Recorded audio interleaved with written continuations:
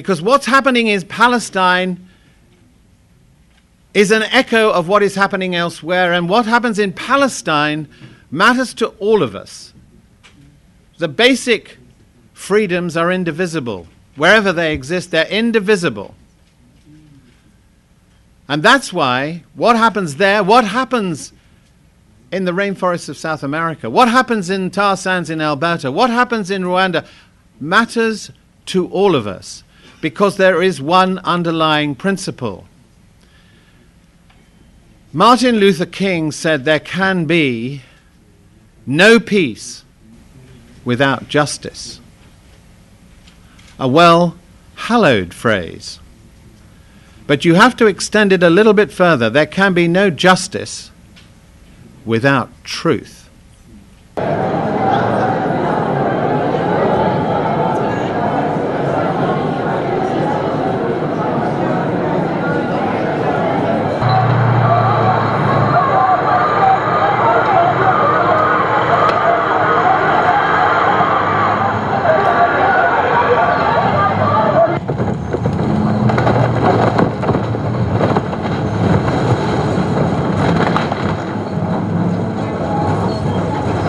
My parents had lived in their house for 30 years. Every record, every tangible memory of their lives was instantly wiped away.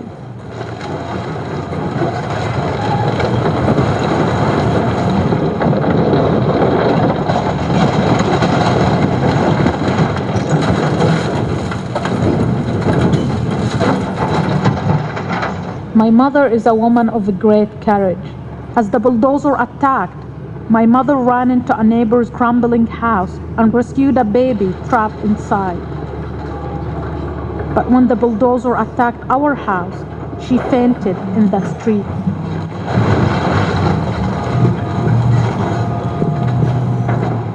After we revived her, my father told us to start walking. Keep walking, don't look back. The myth that Israel has never had a partner for peace is something that we have to correct. Israel has always had, with the Palestinians, partners for peace. When I visited Yasser Arafat in Ramallah in his compound, he was asking for dialogue. He was loved by the Palestinian people. Instead of dialogue, he was getting bombed. When I visited with the Free Gaza on the boat into Gaza and met with Hamas and spoke at the Hamas parliament, and the next day met with all the political groups in Hamas in Gaza, together with Dr. Barghouti from Ramallah. Pleased to meet you this morning after the fourth session of the Russell Tribunal on Palestine here in New York. Just after this press conference, the jury will be received here just in front at the UN, so that we will have 1 hour press conference. And may I start saying, may this tribunal prevent the crime of silence. That was the sentence made by Russell at the first Russell Tribunal on Vietnam in 1966. And today, may this tribunal prevent the crime of silence on the question of the Palestinian rights, the question of the international law, the question of the responsibility of the international community. I have here with me the conclusion of the two first sessions of the tribunal. In Barcelona, on the complicity of the European country, European institution. In London, on the complicity of the corporates. And after that, we went to Cape Town. In Cape Town, we have examined if the crime of apartheid is applicable to Israel, and the answer was yes. These two documents are the two first part of our work, and today you will receive in a few minutes or seconds, I don't know, if somebody is ready to distribute it.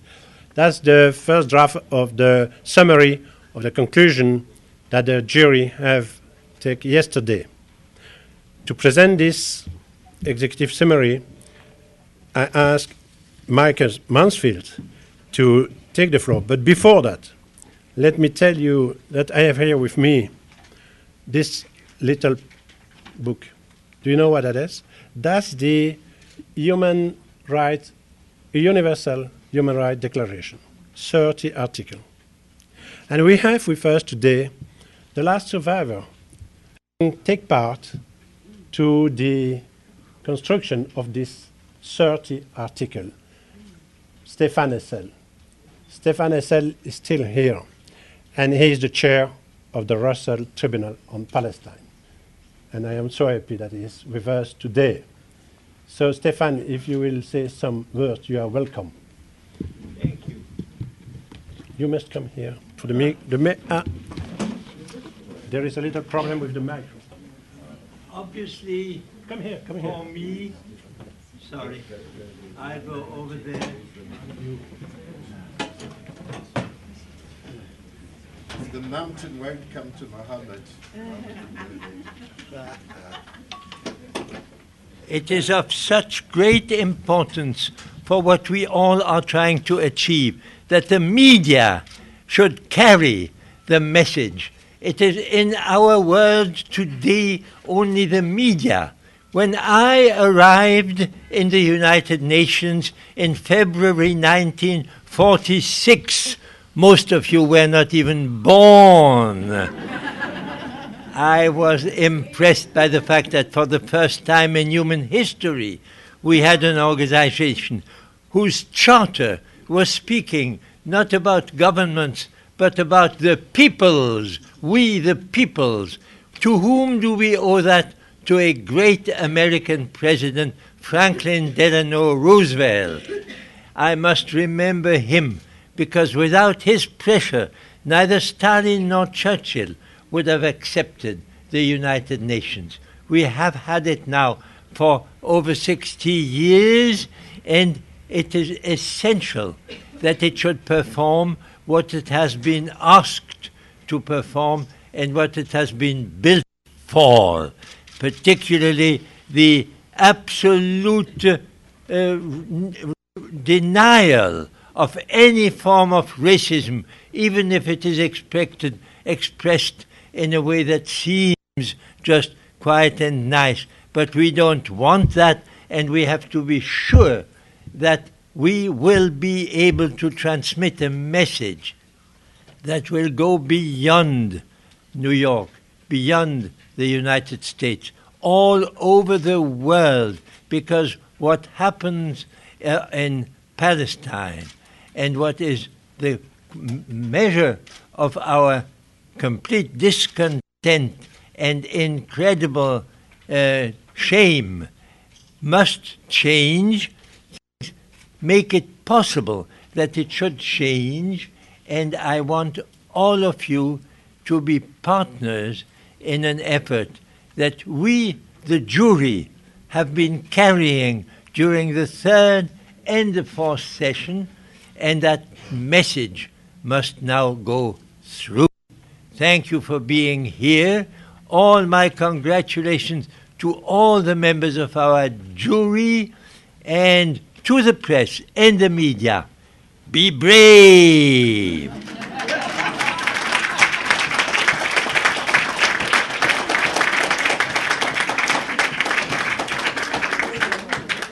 Michael? Yeah. Sure.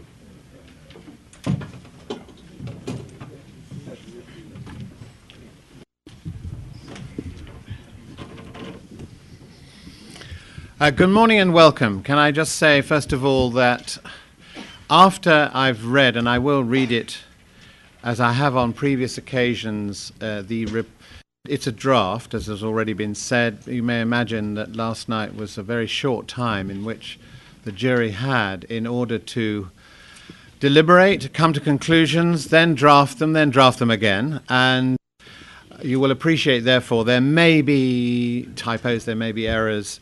We've tried to correct it as far as possible, and then clearly, in about 28 days' time, a month or so, the full version will be published, an amplified version. So this is really an executive summary. Now, can I also check that you all have this executive summary, because otherwise I don't like reading documents, but I think it's essential here that it is read and that you can follow it if you wish to.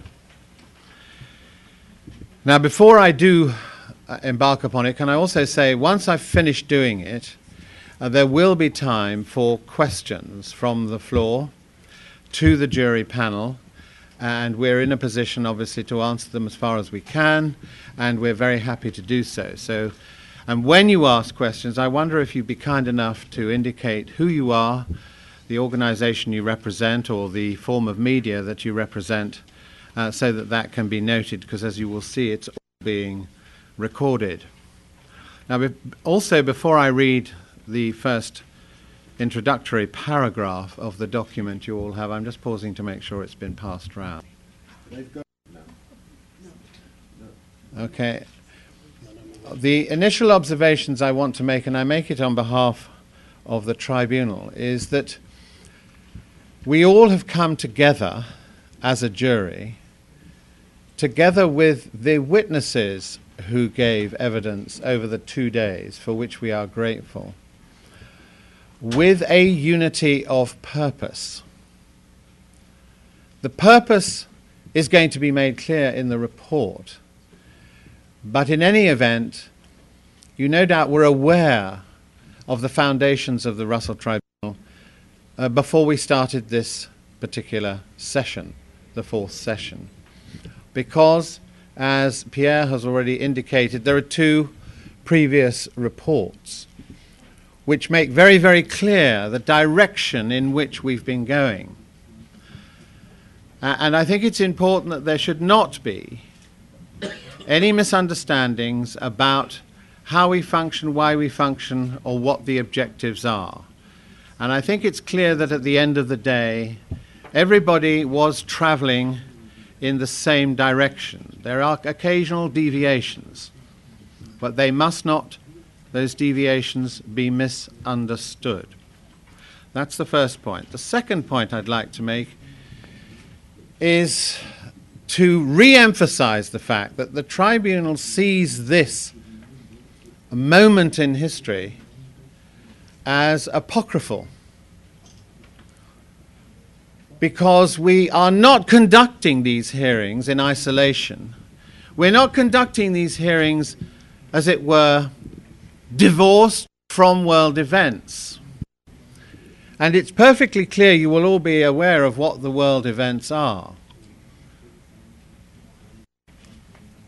There are world events that embrace peoples not just in Palestine or Israel or all the continents of the world.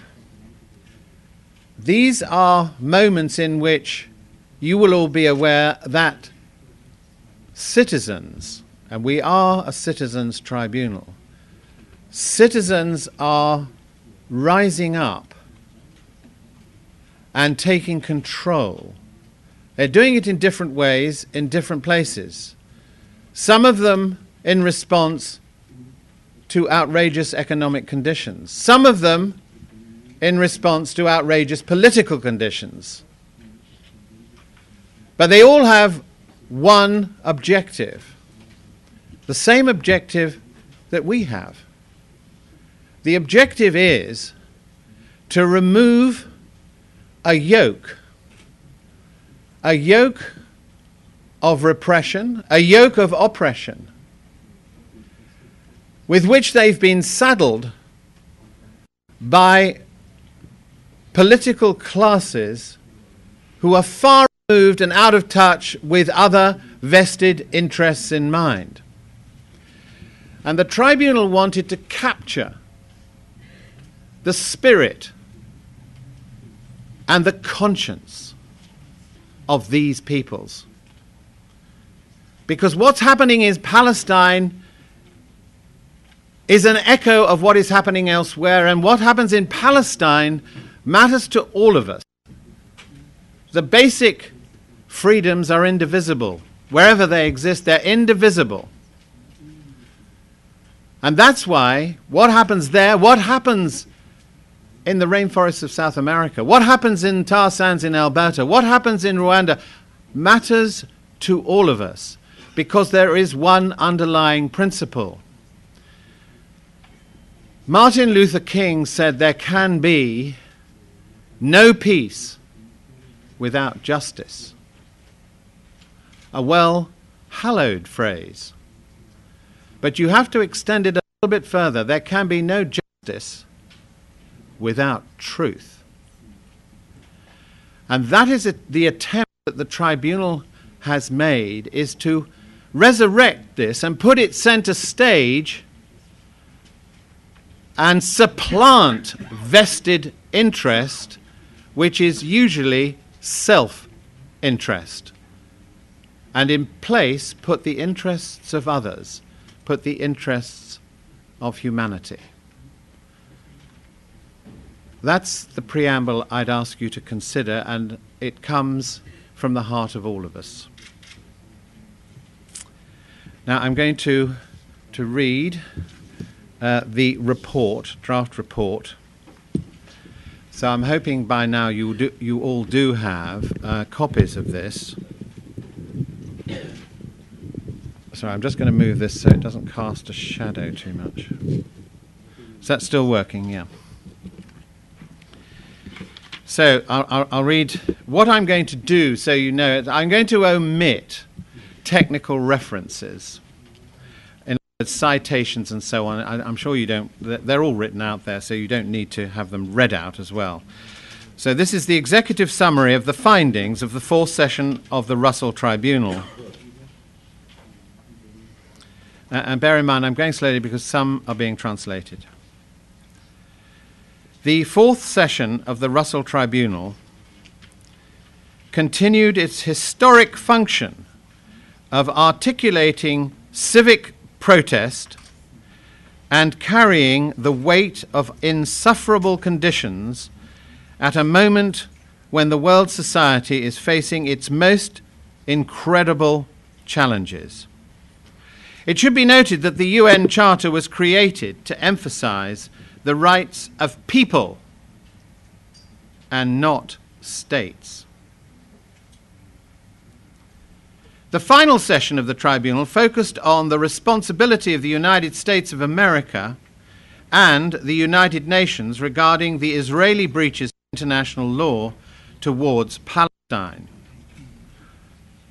There is now a situation in which Israel has achieved a status of immunity and impunity by their complete disregard for the norms and standards of international law facilitated by the United States of America. After hearing various witnesses and experts, the tribunal has reached the following conclusions. It should be noted that invitations were extended to the United States and Israel, both of whom failed to respond. And may I just add, we sent a letter of protest, effectively, about this failure to even extend the basic courtesy. And those copies of that letter are available.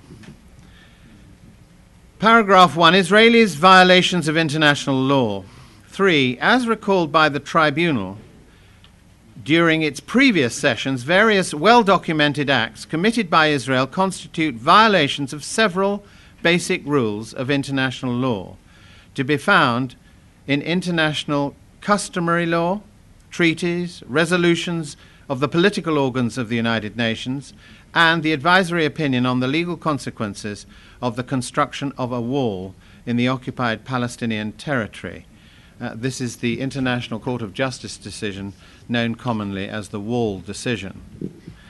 Now there are thereafter in this 6 violations specified as bullet points. The first is this. The violations, namely, the violation of the right of the Palestinian people to self-determination, the violation of customary law, human rights, norms, and customary international humanitarian law, by prohibiting the return of Palestinian refugees to their homes. The violation of the Security Council resolutions requiring Israel to withdraw from the occupied territory and the UN Charter, which obliges the member states to carry out the decisions of the Security Council. Violation of the principle of the inadmissibility of the acquisition of territory by war, and the Security Council resolutions condemning the annexation of Jerusalem. The Tribunal notes that this includes the West Bank, including East Jerusalem, as well as the Gaza Strip, since Israel's withdrawal from the Gaza Strip has not ended the occupation of this territory.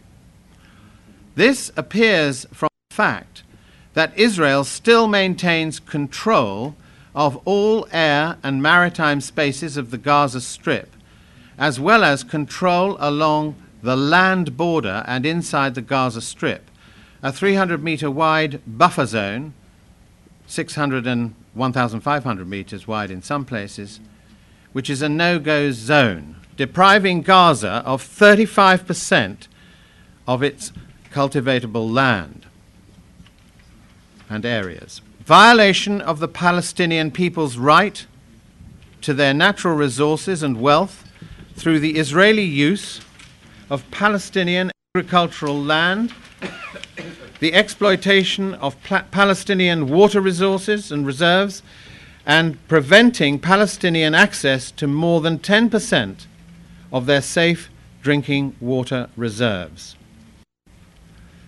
Violation of international humanitarian law prohibiting the establishment of Israeli settlements, the expulsions of Palestinians from their territory, the demolitions and expropriations of Arab houses and lands situated in the occupied country, mistreatment, torture, and prolonged administrative detention of Palestinians in Israeli prisons, non-compliance with the right of return of Palestinian refugees to their homes, military attacks against civilians, indiscriminate and disproportionate attacks against Gaza and Palestinian refugee camps.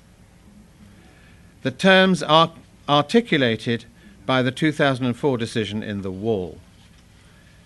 Further, violation of fundamental rights and freedoms such as freedom of movement, freedom of religion, right to work, to health, to education, because of the Israeli wall and the checkpoints in the occupied territory which prevent Palestinian free access to their workplace, school, health services and religious places. Violation of the prohibition of discrimination based on national origin through Israeli policies and practices akin to apartheid. Cape Town findings of this tribunal, which have denied Palestinians of a functioning nationality. Among these violations of international law, several of them are criminally sanctioned. War crimes, Israeli settlements, inhumane treatment, torture, indiscriminate attacks, home demolitions, forced population transfer, collective punishment. Crimes against humanity, persecution as defined by the International Criminal Court, crime of apartheid, and of course we include in that the Cape Town findings of this tribunal alongside all the other matters that are mentioned there. Because of their systematic, numerous, flagrant and sometimes criminal character, these violations are of a particularly high gravity. Now I come to the United States' complicity in Israel's violations of international law. Paragraph 5 is where I'm on. The tribunal finds that Israel's ongoing colonial settlement expansion, its racial separatist policies, as well as its violent militarism, would not be possible without the United States' economic, military, and diplomatic support. Following World War II, and since then, the United States has demonstrated a commitment to Israel's establishment and viability as an exclusionary Jewish state at the expense of Palestinian human rights. While the United States administrations initially offered moral support, since the Six-Day War in 1967, the United States has provided unequivocal economic, military, and diplomatic support to Israel in order to establish a qualitative military superiority over its Arab neighbors in violation of its own domestic law. Economic aid. The United States' unconditional support for an internationally recognized occupying power has made Israel the largest recipient of United States foreign aid since 1976 and the largest cumulative recipient since World War II in the amount of approximately $115 billion. Significantly, the United States provides its economic aid to Israel as a lump sum and in the form of forgivable loans, thereby making it exceptional among all of its foreign beneficiary counterparts. Diplomatic aid.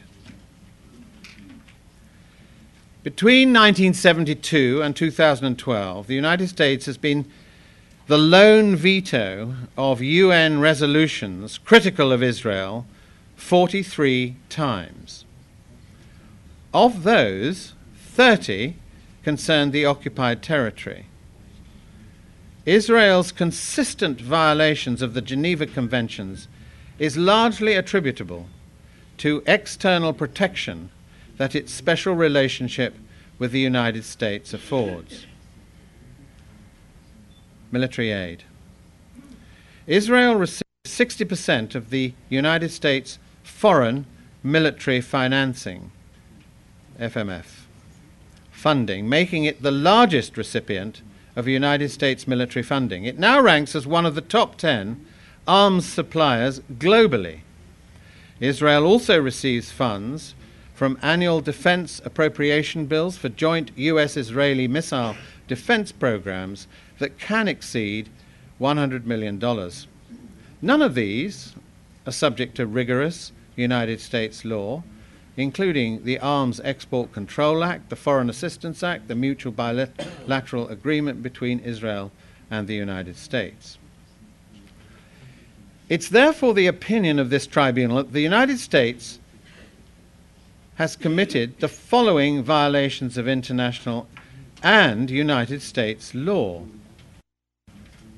By enabling and financing Israel's violations of international humanitarian and human rights norms, the United States is guilty of complicity in international wrongful acts.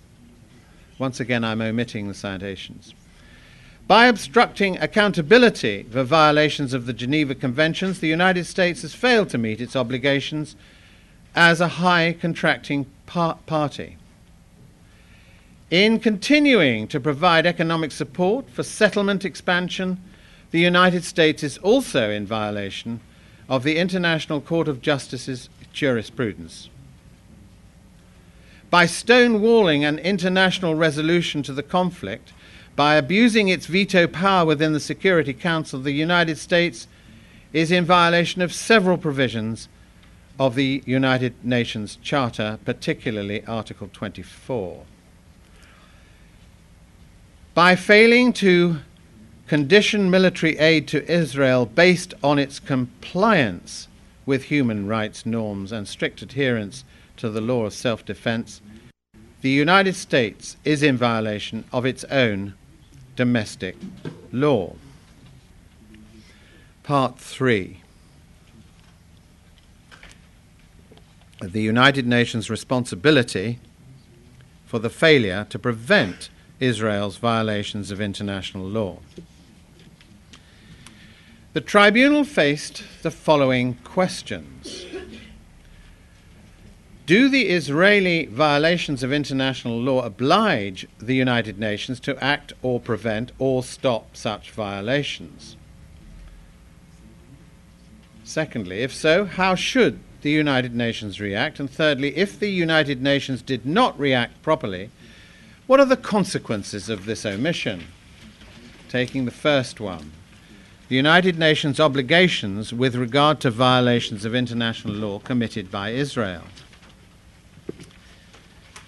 As affirmed by the International Court of Justice, the case is mentioned, the United Nations is a subject of international law, which, like states, is bound by international law, and especially the United Nations Charter and the general international law. The Charter stipulates that the United Nations' purpose is to maintain international peace and security, respect for the principle of equal rights and self-determination of peoples, to promote respect for human rights for all. The Charter provides that the United Nations must take effective collective measures to achieve these goals.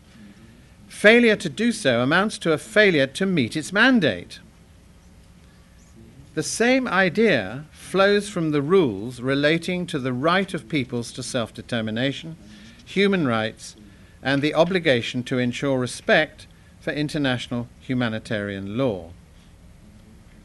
In the decision on the wall, the International Court of Justice said, the United Nations, and especially the General Assembly and the Security Council, should consider what further action is required to bring to an end the illegal situation resulting from the construction of the wall and the associated regime.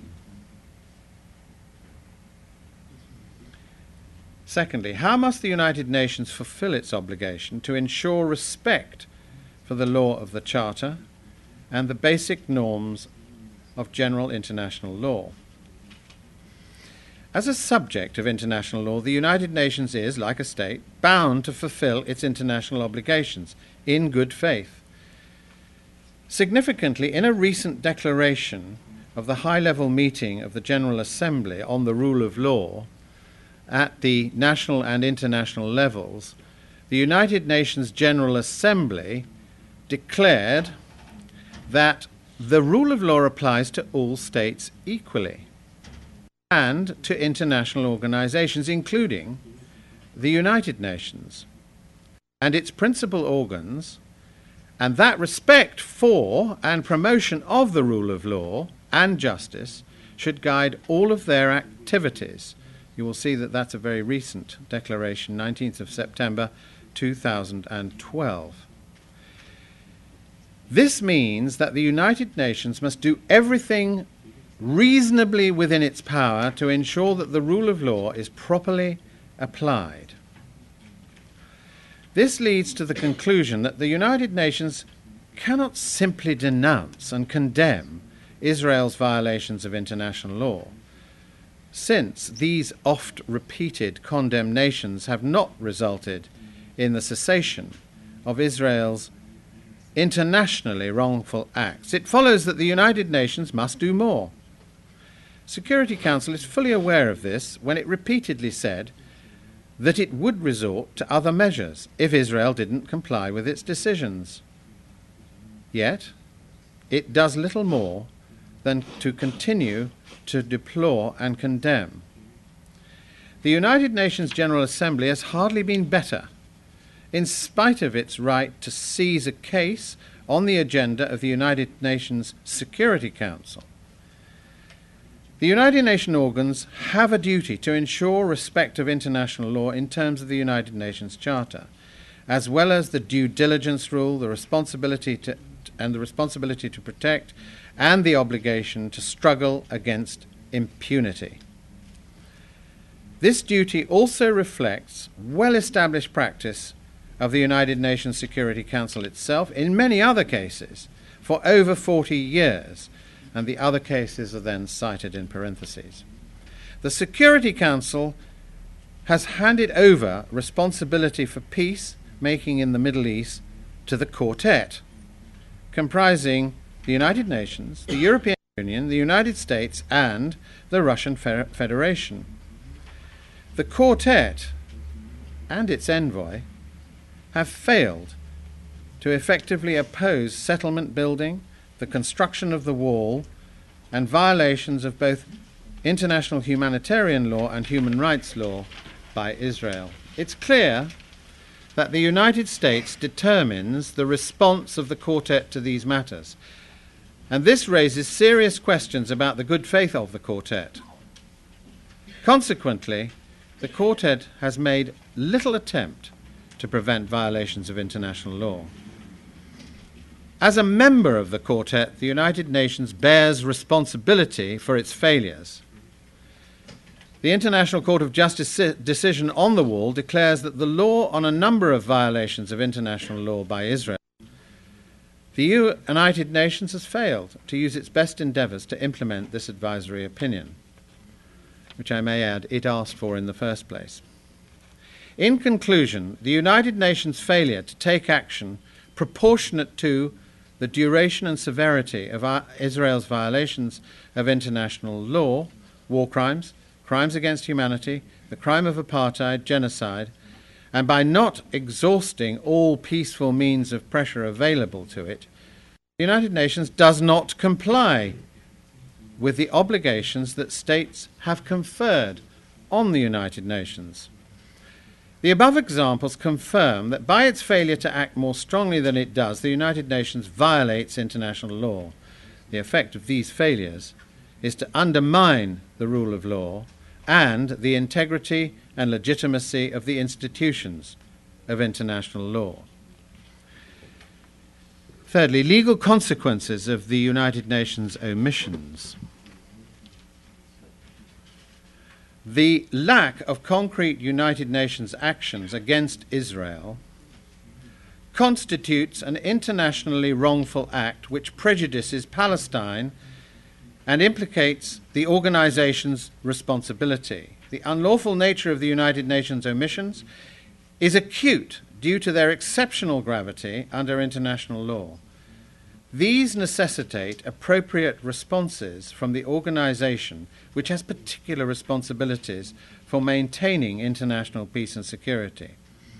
As stated classically in the International Law Commission's draft articles on responsibility of international organizations, the United Nations must stop its wrongful omission and compensate for the damage suffered by Palestine. Fourthly, the question of sociocide. Sociocide was first introduced at the 2011 Cape Town session to reflect a sentiment that Palestinian people are enduring the systematic destruction of their language, culture, and more generally their society. It was integrated into this session for further investigation. As to sociocide, the tribunal notes that it is currently not a crime under international law, even though the concept is used by academics in order to describe the process of destroying a society's ability to endure over time through, 1, the widespread or systematic destruction of its social and political structures. Secondly, the widespread or systematic destruction of its material and immaterial elements of shared identity. The tribunal considers that those widespread and systematic destructive processes are currently going on in Palestine. The continuing military occupation of the territory, the continuing building of settlements, the construction of the wall that places parts of the Palestinian territory out of reach of Palestinians, the blockade of the Gaza Strip, materially impede Palestinians from organizing a political structure that would fully be able to administer the Palestinian territory or people over time. The widespread destruction of education facilities, places of worship, as well as the general situation in the occupied territory, makes it impossible for the Palestinians to properly share elements of cultural and social identity.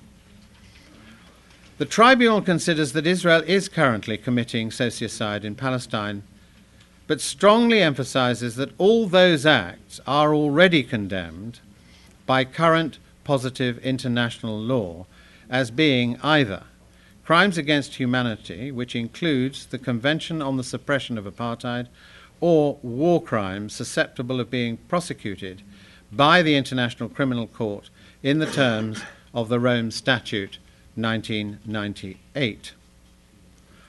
Conclusions, ways forward and continuation of the proceedings. At this time of international political and economic turbulence, it is particularly important for there to be a credible and effective system of international justice. The system presently has shown itself quite unable to bring about change. This can, however, be achieved by, firstly, the mobilization of international public opinion, especially in the United States and Israel, towards a just society based on equality before the law via the various manifestations of civic society. Then we give the examples: networks, movements with particular emphasis upon the boycott, divestment and sanctions movement, otherwise known as BDS, trade unions and other campaigns. And secondly, by social media networks. Secondly, paying attention to the vital role of criminal and civil litigation against the perpetrators of the various violations before domestic courts. The referral of crimes committed in Palestine to the International Criminal Court by the Security Council, or by the acceptance of the declaration made by the Palestinian government in January 2009 accepting the competence of the International Criminal Court. Fourthly, reforming the United Nations itself, for example, by the abolition of the veto by the 5 permanent members of the Security Council, the expansion of the membership of the Security Council in the hope of democratization, and a revival of the existing powers of the General Assembly, as well as a consideration of further powers. Lastly, the Russell Tribunal declares its commitment to continue its work on Palestine by monitoring progress and disseminating information. Thank you.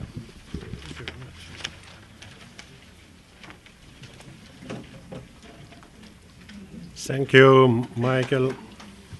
They can't clap today. No, no, you can do that. So, thank you. And now I will ask the journalist, the member of the press, if they will present a question, to say their name and from where they are coming with journal, with news, and to which they are reaching their question. Yes. Yes, Anna Friends with Columbia University Journalism. My question is there fair criticism to make that Palestinian... There is. Sorry?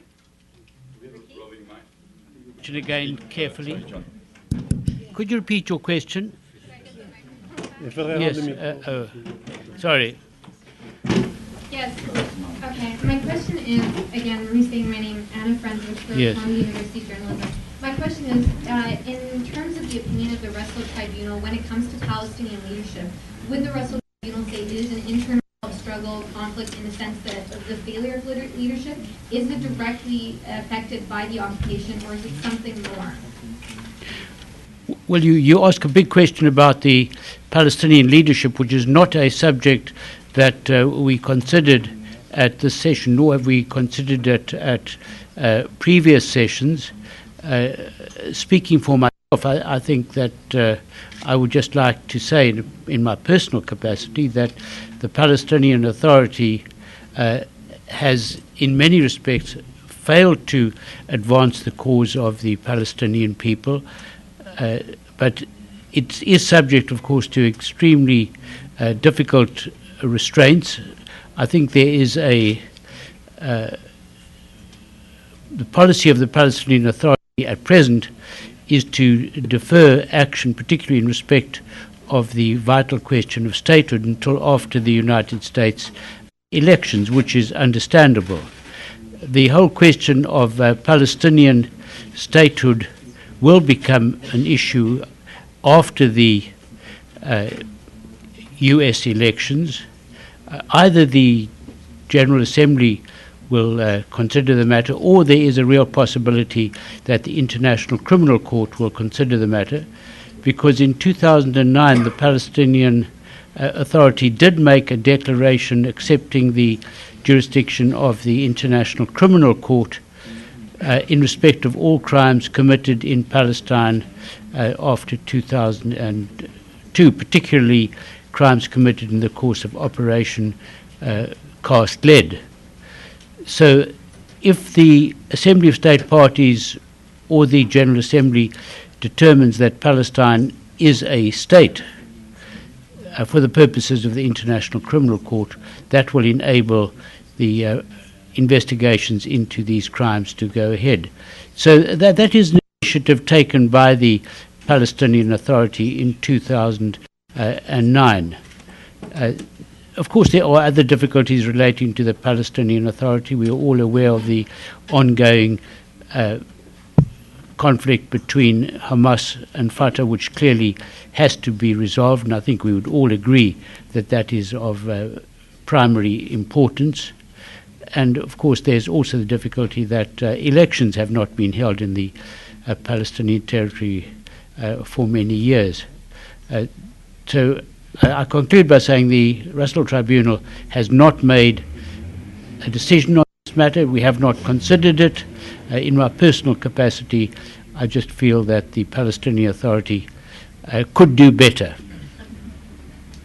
Can I make a quick comment? Could the question be about the tribunal more than Palestinian internal politics? We've got 30 minutes sharp, or actually 27. So thank you. Let's not spend too much time on this. I'm Cynthia McKinney, and I have something to say to the young woman from Colombia. I would ask you, which Palestinian leadership are you talking about? The leadership that is selected by the Palestinian people, or the leadership of the Palestinian people that is selected by non-Palestinians? And so, of course, if you're talking about leadership that is not selected by the people themselves, it's going to be ineffective. It's going to do what other folk want it to do. It will not be representative of the values and the aspirations of the Palestinian people. But if you're talking about the leadership of the Palestinian people, the leadership as recognized by the Palestinian people, well, first of all, you can't talk about that without talking about targeted assassination. They don't live any longer. They live in fear. They're underground. They're in prison if they happen to be elected. Thank you. I think that my name is Mairead Maguire. The myth. Sorry, the mic. Sorry, we not spend too much time on this question. All right. The myth that Israel has never had a partner for peace is something that we have to correct. Israel has always had, with the Palestinians, partners for peace. When I visited Yasser Arafat in Ramallah in his compound, he was asking for dialogue. He was loved by the Palestinian people. Instead of dialogue, he was getting bombed. When I visited with the Free Gaza on the boat into Gaza and met with Hamas and spoke at the Hamas parliament, and the next day met with all the political groups in Hamas in Gaza, together with Dr. Barghouti from Ramallah, who hadn't been able to make contact with his colleagues in Gaza for over 2 years and had to go to Cyprus and go on a boat in a very dangerous journey to speak with Hamas and Fatah in Gaza. We met in a hall where all the political groupings in Gaza were talking for peace. People want peace. People are crying out for peace. And the next day, Hamas released the political prisoners. We sailed away believing this is possible. Hamas and Fatah and the West Bank and Gaza, peace is possible. The people want peace. There are plenty of people there who can speak for the Palestinian people. In the next week, Israel bombed Gaza and destroyed it. War crimes, crimes against humanity. Israel doesn't want to talk peace. It's political leaders, Netanyahu, they want war. They don't want peace. They want settlements. They don't want peace. How can you make peace with the Israeli leadership like Netanyahu, who has a military mindset and isn't capable of thinking in a creative and visionary way and making peace with the Palestinians? In Northern Ireland, Senator Clinton, Hillary, and her husband came to Northern Ireland and told us to speak to our enemies and make peace. And we did it. We did it with Americans' help. Today, Israel and Palestine need America's help based on international law and human rights to make peace. And it can be done. They helped us. They can do it in the Middle East. To be a real friend to Israel, which I hope I am, which I hope we all are, to be a real friend to the Palestinians is to base international law and human rights at the top of the agenda. Do not make legal what is illegal. Yes, sir. We've got many, many questions. So, merci. okay. Oui, je Ah bon, c'est pas moi qui décide. There appears to be a view, certainly emerging from the tribunal session yesterday, that the situation in Palestine is not entirely analogous to the situation of apartheid as experienced in South Africa. To what extent does the... Thank you for the question. Can you hear all right? Yes. No? Yes, sorry, fine. Yeah, I appreciate the opportunity to deal with this because I think it needs clarification.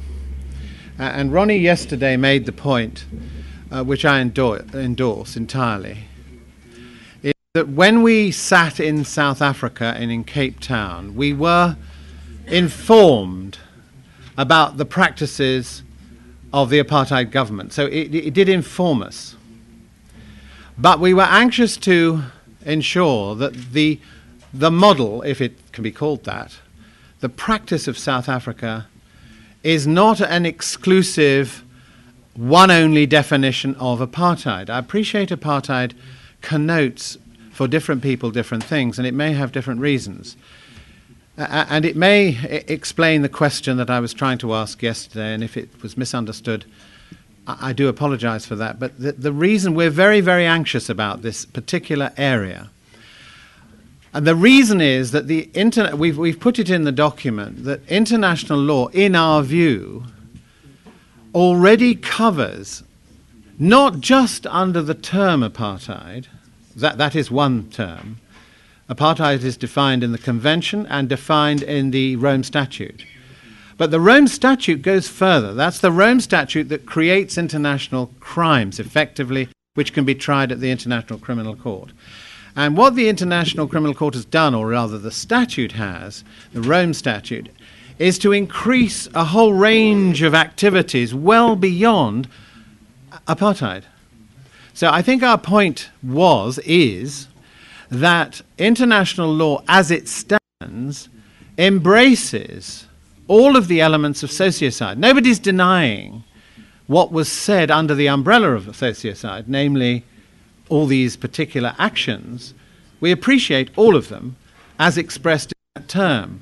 And all we're trying to say is our function is to attempt to put it on the agenda so that action can be taken. And I said yesterday, another of our anxieties is the urgency of this situation. So I hope that satisfies what you're asking. That's how I'd respond. Wait. You will be. Where is the micro? Yeah. Thank you. Is this how to speak? Yeah. Thanks for the question, Sherwin. Michael Mansfield dealt with the question on the statute books and so on, Convention of Apartheid, etc. I think we've made that very clear yesterday. So let me just shift an answer to you in terms of the measures taken at the UN and by civil society during the apartheid era. You are asking where are the analogies. And arising out of the racist doctrine of both states, we've seen a similar move vis-a-vis boycott, divestment, sanctions. So that's extremely applicable. And because we've been dealing here with the United Nations as well as civil society, I'd like to remind you of the resolutions which I think have been largely forgotten, the General Assembly resolutions of 1982 and 83 on Israel, at that time by the General Assembly regarded as this new aggressor after Lebanon and the invasion. And that General Assembly borrowed from the strategy of the ANC and the anti-apartheid movement and endorsed the idea, the first time against Israel, of arms, sanctions, and general boycott. Now, I would say one could demonstrate over and over again why Zionist Israel and the lobby supporting it everywhere is in such a state of jitters because of the apartheid analogy. And it's because Israel portends to be the light radiating unto the nations for human rights, etc., is so downright embarrassed that there should be the analogy that they run damn scared. And that's why the lobby takes it up, that same issue in USA, in South Africa, and everywhere else. I think it shows very much that we're on the right track, and BDS is the way. Now, that borrows from the apartheid struggle, doesn't it? Thank you.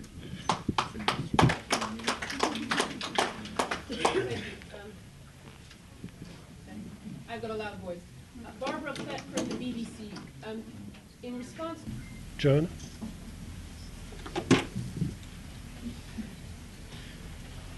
Let me just deal with the whole question of referral of crimes to the International Criminal Court. In the first instance, we stress that the Security Council does have the competence to refer the situation in Palestine to the International Criminal Court in the same way that it referred the question of Darfur and Libya to the International Criminal Court. But that is unlikely because of the probability of a veto by the United States. The other avenues open to the Palestinians in respect of the International Criminal Court are twofold. First of all, if the General Assembly does determine that Palestine is a state, although not a member state of the United Nations, that would open the door for a finding by the prosecutor of the International Criminal Court that Palestine is a state for the purposes of the Rome Statute and would allow it to proceed with an investigation. That is one possibility. The other possibility is the one that I referred to, which is not well known at present, and that is that the prosecutor of the International Criminal Court in April of this year declared that he was not competent to make the determination that Palestine was a state for the purposes of investigating international crimes, but that this could be done either by the General Assembly or by the Assembly of State Parties. The Assembly of State Parties, which is the body that governs the International Criminal Court, will meet in November of this year. And a request has been made to the Bureau of the International Criminal Court that it place the question of Palestinian statehood on the agenda of the Assembly of State Parties. And if the Assembly of State Parties does decide that Palestine is a state for the purpose of crimes within the meaning of the International Criminal Court statute, then the Assembly of State Parties will direct the prosecutor to proceed with an investigation. So I think it is clear that there are two possibilities of seizing the jurisdiction of the International Criminal Court in respect of crimes committed in Palestine, particularly in the course of Operation Cast Lead.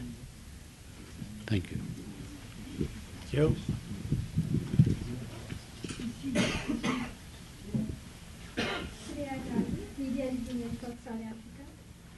The case conversation of the Russell Tribunal elicited a very strong reaction from the South African Zionist lobby. They tried to discredit the tribunal months before, during the tribunal, and even after the tribunal had been.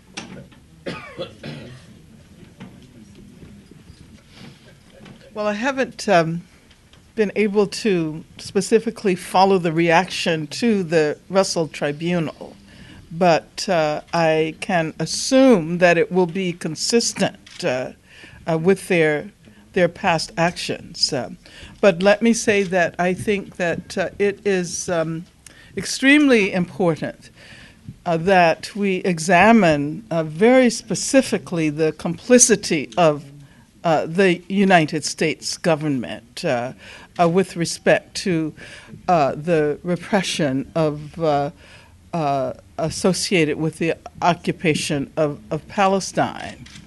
And I'll take this opportunity to say also in response to the question about the analogy with apartheid, you've already heard very articulate answers about the legal basis for the decision to utilize this analogy. We can also draw lessons with respect to our attempt to shed light on the United States complicity, the government as well as corporations, for the work that needs to be done on the ground in terms of activism and advocacy in the United States. We are confronting a situation that has made it very difficult, precisely because of the Zionist lobby in this country, to disseminate information about what is actually happening in Palestine. And my own experience has been that in speaking, for example, to audiences of people who have been historically in solidarity with the civil rights movement and the movement against segregation in the South, that they're absolutely shocked to learn about the degree to which the conditions in occupied Palestine not only replicate the conditions of Jim Crow, but that it are in fact far worse. So I think the Russell Tribunal session here in New York will give us the opportunity to further persuade people who believe in justice and equality and peace in this country that they should join the campaign for solidarity with Palestinian people and Palestinian freedom. Yeah. We've got 10 minutes, so please, we're going to take media questions first. Yes. Short question, please. Is it on? Yeah. I'm Britta Bertoldi from the Danish newspaper The Worker, and I actually have 5 questions. No, one, please. We cannot, we must leave. The UN, could you tell us exactly who? To the book you mentioned in the beginning, talking about the London and South Africa, I'm wondering why not about Brussels? Because in Brussels we have the EU, and exactly now the EU is upgrading its trade relations with Israel, the so-called ACAA document. Yeah. It comes to your question, Britta. That was the second one. No. There are questions in each of them before your meeting at the UN Assembly. Yeah. But I will answer to you first, but we cannot take 5 questions. The other sessions, there were a set of questions beforehand to all the other sessions you had. This time not. In the conclusions, we see a few questions to the UN, but none to the US. Why? Rita, they're not going to answer 5 questions, so we'll have to pass the mic. I can answer the first question. We will go to the UN. We are invited by the Special Committee for the Rights of the Palestinian People, and they will make for us a meeting inside the UN with the people of the UN. So they make the facilities for us, and we thank the committee for this reason. About Brussels, but don't forget that we start in Barcelona. Barcelona was a specialist session on Europe and on the European country. And I can announce you that after the 4th session, the tribunal will come together again for a last session in Brussels, making the global conclusion coming from the 4 different sessions. And that would be somewhere in March 2013. Okay? A last question, and after that I am sorry because we must go to the UN. It was something like that. I will make an absolutely discrimination, and I take a last woman.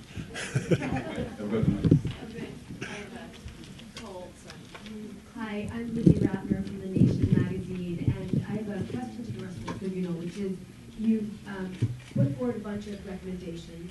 What are you going to do to actually make the recommendations real? Those of us who've been in this world for a while, there's been no absence of wonderful, important documents. But how do you make the document live? That's my question to all of you. Good question. But I can give a part of the answer, and maybe somebody in the audience will, maybe Roger. I will tell you, from the experience that we have from the former session, what we observe is that, and in the Parliament, in the European Parliament, and in the Council of Human Rights in Geneva, and in some government, they have taken consideration the conclusion of the Russell Tribunal session from Barcelona and from Cape Town. That's first. And the second aspect is that what we observe, and we are invited to make conference, what we observe is that a lot of people in the civil society, in the trade unions, in the NGO, they have taken the conclusion of the Russell Tribunal as a means to have some legitimacy in their own activities. That's the 2 main aspects that I can share, but Roger, you can maybe edit something.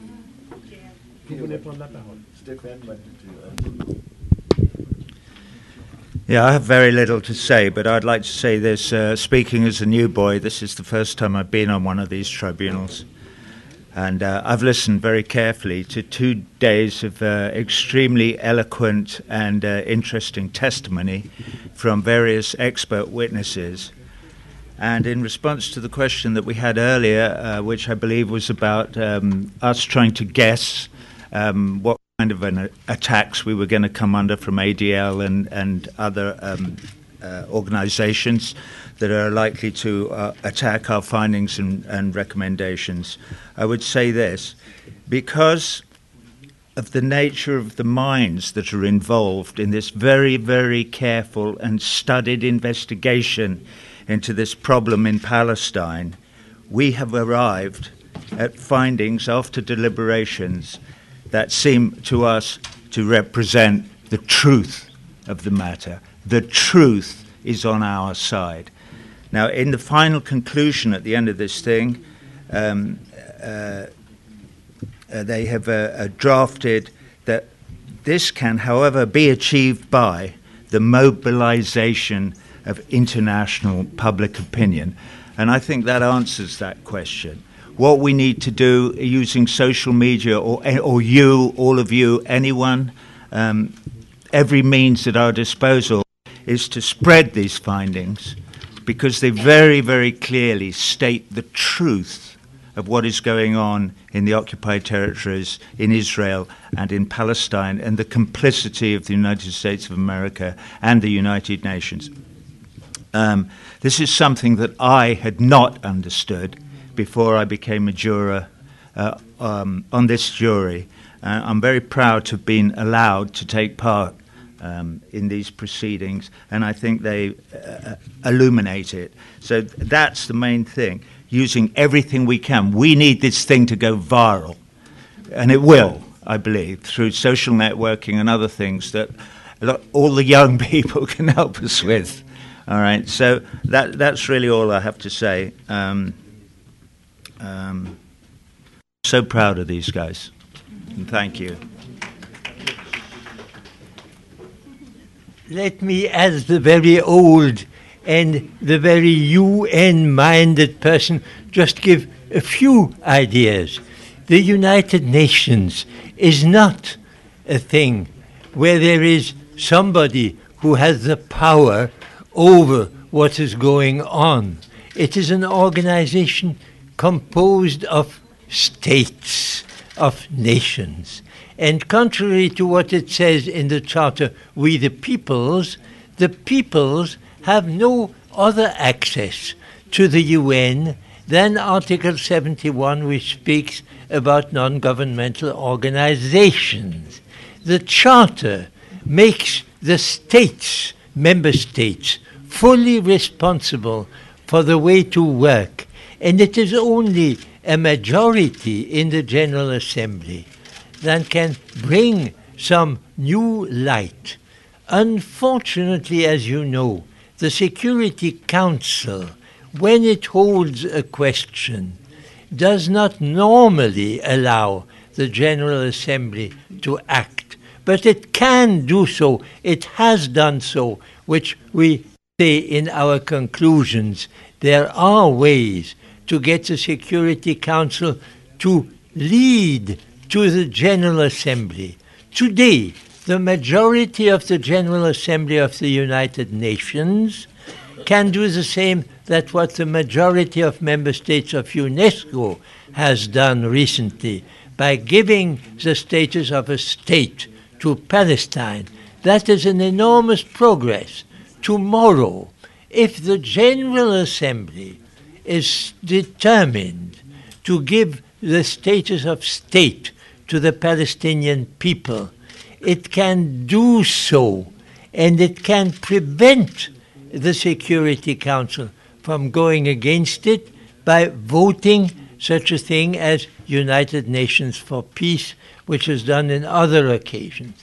In other words, if we have, through the media represented here, a sufficiently strong appeal to citizens all over the world, and particularly to citizens in this marvelous country of the United States, which has had a record of bringing forward the most important progress in international behavior, then we have the needs, we have the means of going further, getting a statehood to the Palestinian people, and thereby allowing it to play the role that it can and must play towards its neighbor, the neighbor with which it wants to have concrete and positive relations, and not to be subservient to a government in Israel, which at present, as you all know, is the most right-wing and the most anti-democratic government that Israel has ever had.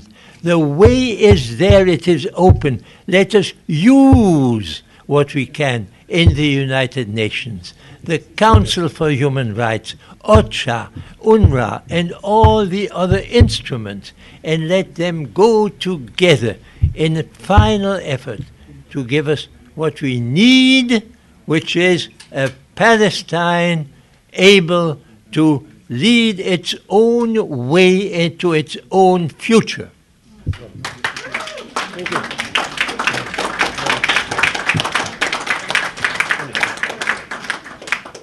So thank you very much for coming, and see you in Brussels. I would ask you, which Palestinian leadership are you talking about?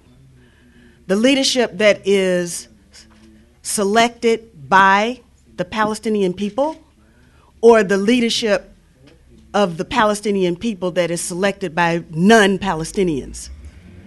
And so, of course, if you're talking about leadership that is not selected by the people themselves, it's going to be ineffective. It's going to do what other folk want it to do. It will not be representative of the values and the aspirations of the Palestinian people. But if you're talking about the leadership of the Palestinian people, the leadership as recognized by the Palestinian people, well, first of all, you can't talk about that without talking about targeted assassination. They don't live any longer. They live in fear. They're underground. They're in prison if they happen to be elected. Thank you. For international humanitarian law. In the decision on the wall, which again you're familiar with, we've short-circuited it, the United Nations, and especially the General Assembly and the Security Council, should consider what further action is required to bring to an end the illegal situation resulting from the construction of the wall and the associated regime. May I just pause? It's not in here.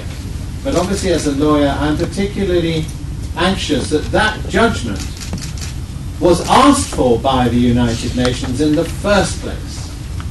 It is a particularly strong court that gave judgment with a huge majority for their recommendations. And this is, as it were, a culminating paragraph, number 24, which is essentially, well, it's not numbered there, but it's the paragraph number is 160, but it comes under a general heading. For a body not to respond to an advisory opinion of this kind demonstrates that there may be a feeling of immunity.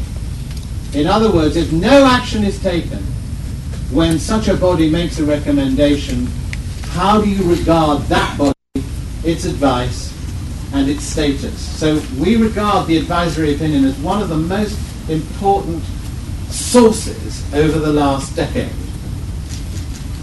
B. How must the United Nations fulfill its obligations to ensure respect for the law of the Charter and the basic norms of general international law? Paragraph 9. As a subject of international law, the United Nations is, like a state, bound to fulfill its international obligations in good faith.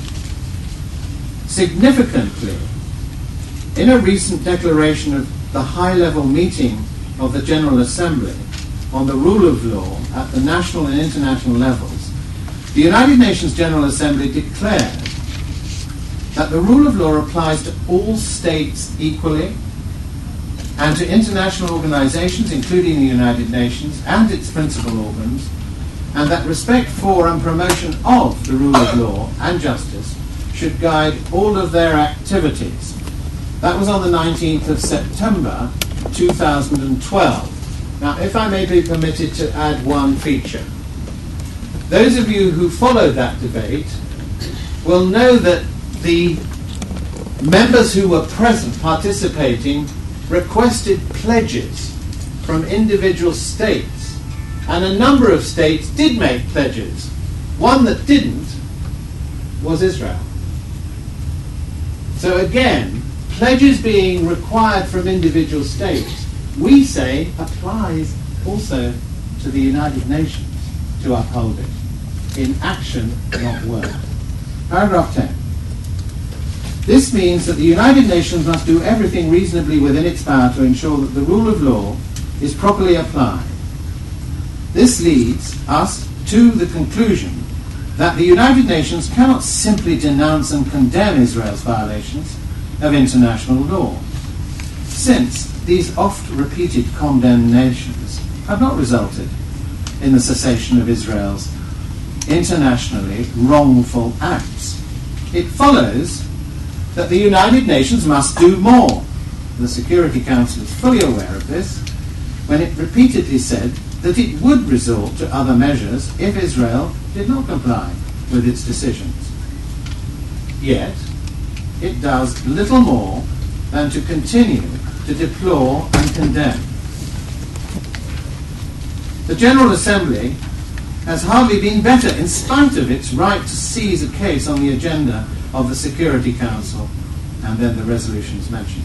The United Nations organs have a duty to ensure respect of international law in terms of the United Nations Charter as well as the due diligence rule. The responsibility to protect, again a reference is made, and the obligation to struggle against impunity. This duty also reflects well-established practice of the Security Council itself in many other cases for over 40 years. South Africa, Southern Rhodesia, Somalia, Angola, and Lestra.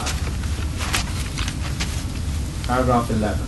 The Security Council has handed over responsibility for the peacemaking in the Middle East to the Quartet, comprising the United Nations, the European Union, the United States, and the Russian Federation.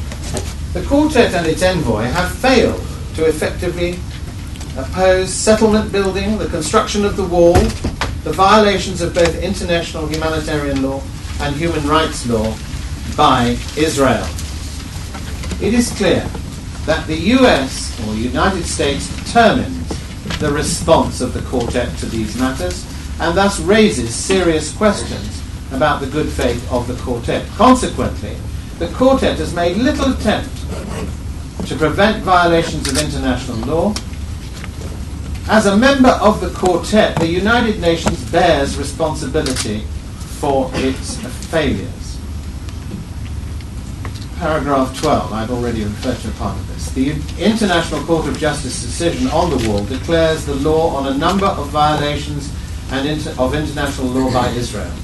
The United Nations has failed to use its best endeavours to implement this advisory opinion.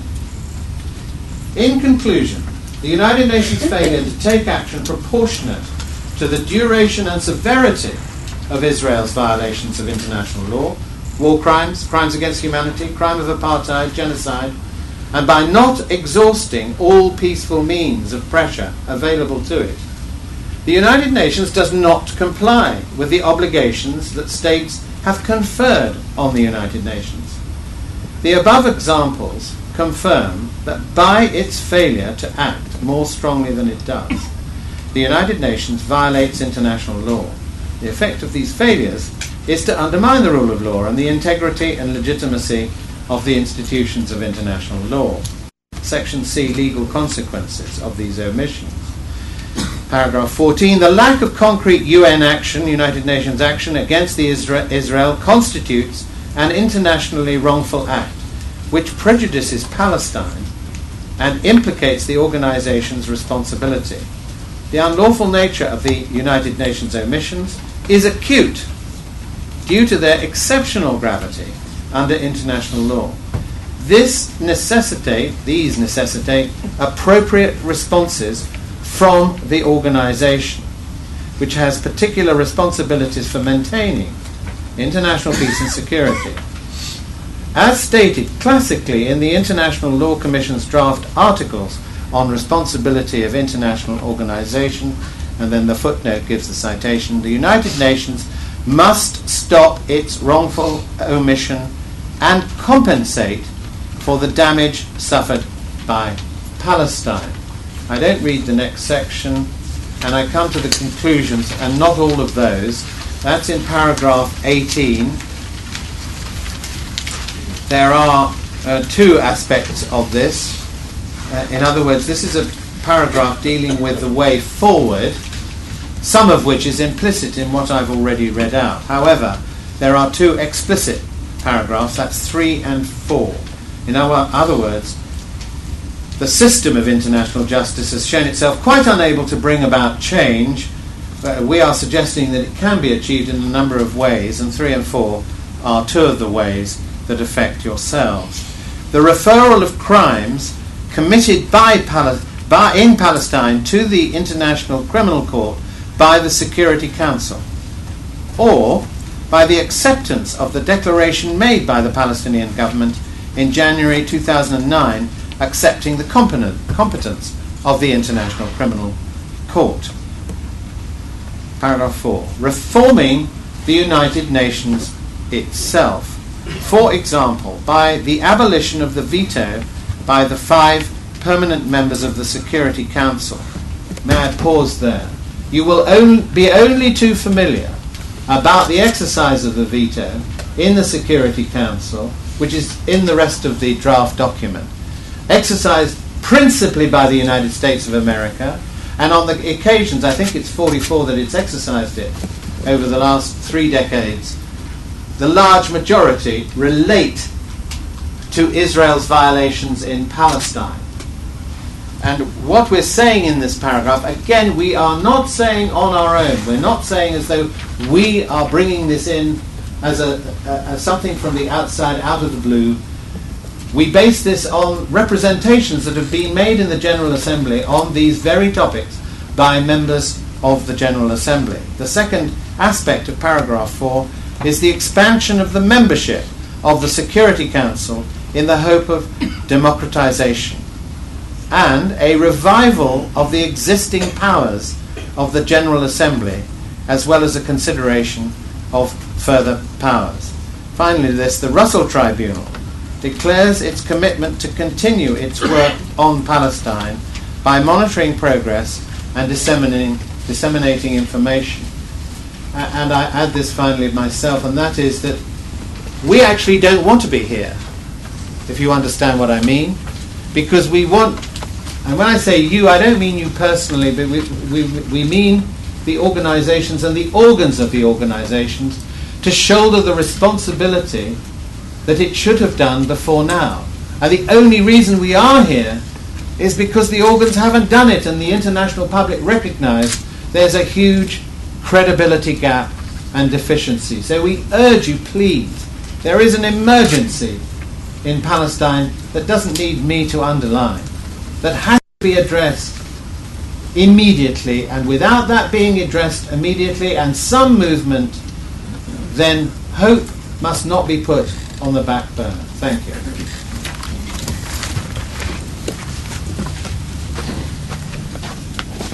Merci, Monsieur Michael Mansour, pour ce résumé largement commenté des conclusions de votre session. Et à présent, il me choisit de donner la parole à M. Stéphane Hessel, ambassadeur honoraire de France, également pour quelques considérations. Monsieur l'ambassadeur, vous avez la parole. Monsieur le Président, je vous remercie.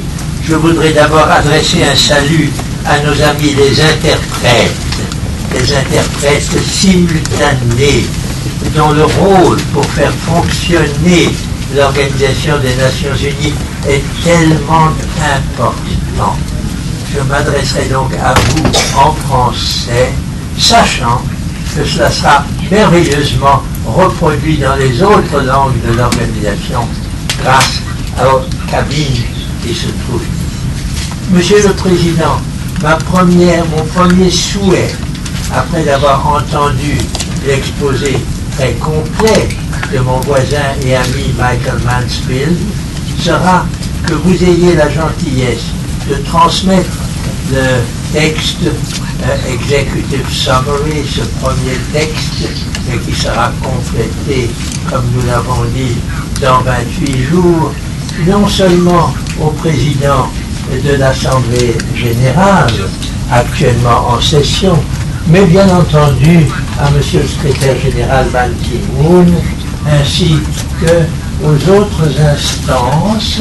Je pense au Conseil des droits de l'homme, mais je pense naturellement aussi à tous les organes de cette grande institution qui ont constamment à traiter et qui traitent depuis des années avec ce problème non résolu qu'est la situation entre Israël et l'État de Palestine, et plus exactement le peuple palestinien. Monsieur le Président, notre souci au cours de ces derniers jours a été de rester fermement sur la vérité des faits et la pertinence du droit. La vérité des faits d'abord, nous avons pu entendre des experts et des témoins, en grand nombre cette fois, en grand nombre aussi aux trois sessions précédentes qui se sont tenues successivement à Barcelone, à Londres et à la ville du Cap en Afrique du Sud. Et ainsi, la vérité des faits que nous soumettons dans ce texte est le résultat d'un effort approfondi de la part de juristes aussi qualifiés que mes deux voisins et beaucoup d'autres qui ont contribué à la faire surgir. Le droit également doit être connu dans tous ses détails, pas seulement le droit qui figure dans la Charte des Nations Unies et qui est le fondement du droit international actuel, mais par le travail considérable fait par les différentes instances des Nations Unies, dont aucune n'a été faible, à mon avis, ou insuffisante dans la façon dont elle a décrit les violations et expliqué les raisons pour lesquelles ces violations n'étaient pas compatibles avec le droit international. Mais au-delà de l'effort pour faire connaître les faits et pour faire connaître le droit, l'effort pour rendre le droit effectif s'est heurté au problème que vous connaissez aussi bien, sinon depuis aussi longtemps que moi. Les difficultés que rencontre une organisation comme celle des Nations Unies tient principalement au fait qu'elle est restée jusqu'ici largement une organisation intergouvernementale, même si la charte commence par les mots « nous les peuples ». Comment les peuples ont-ils accès à ce que les Nations Unies décident? Vous le savez comme moi, ce n'est pour le moment que par le canal de leur gouvernement et des représentants officiels de leur gouvernement. Certes, je ne méconnais pas le rôle considérable joué à la suite de l'article 71 de la Charte par des organisations non gouvernementales. Mais la pression que celle-ci exerce constamment et heureusement, en apportant toute la valeur des citoyens qui les composent, ces pressions n'ont pas été jusqu'ici suffisantes pour que les gouvernements se montrent à la hauteur de ce qu'attend d'eux la Charte des Nations Unies et les autres grands textes internationaux. Or, le monde n'est pas immobile. Le monde, au cours de cette dernière année, a beaucoup bougé. Il y a eu des mouvements, et des mouvements importants, dans beaucoup de pays, et pas seulement dans ceux qui ont l'habitude de l'action démocratique, mais dans beaucoup d'autres encore qui se sont débarrassés de leurs tyrans. Tout cela me permet de penser, en accord avec mes collègues du jury du tribunal Russell sur la Palestine, que le cas de cette Palestine, que la misère des Palestiniens peut aujourd'hui s'attendre à être prise en compte avec plus de vigueur, plus de désir d'aboutir non pas seulement à des proclamations, mais à des résultats, que cela n'a été le cas au cours des 60 dernières années.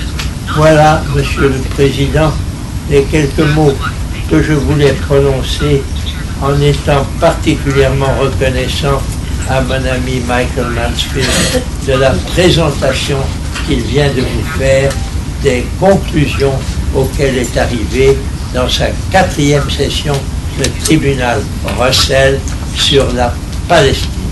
Merci, monsieur. Moi qui vous remercie pour votre présentation.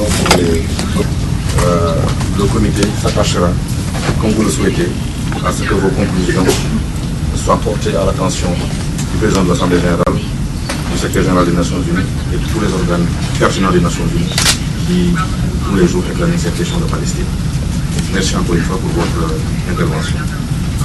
Last but not least, M. John Dugard, professeur de droit international à l'Université Leiden à Amsterdam et ancien rapporteur spécial des Nations Unies sur la situation des droits de l'homme dans les territoires palestiniens. Monsieur, vous avez la parole. Thank you very much, Mr. Chairman, for giving me the floor. I want to just make a few comments on our findings. I would like to begin by reminding your committee that in terms of the mandate of 1920, a sacred trust was undertaken in respect of Palestine. This sacred trust still continues today. In 2004, the International Court of Justice recalled the sacred trust and confirmed that it still exists today, and that in its present form it means that the self-determination and independence of the Palestinian people should be promoted. So one must never forget the sacred trust that was undertaken by the mandatory power of the United Kingdom in the first instance, but also by the United Nations as the successor of the League of Nations. Today I simply wish to underline two issues. First of all, the failure of the United Nations to implement the findings of the International Court of Justice in its advisory opinion of 2004.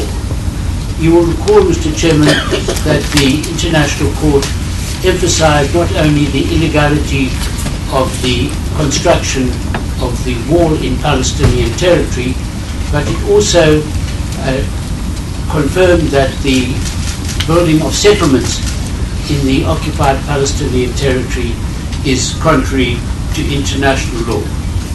It also emphasized that the Geneva Convention dealing with occupied territory is applicable to the occupied territory, and that the major human rights conventions are also applicable.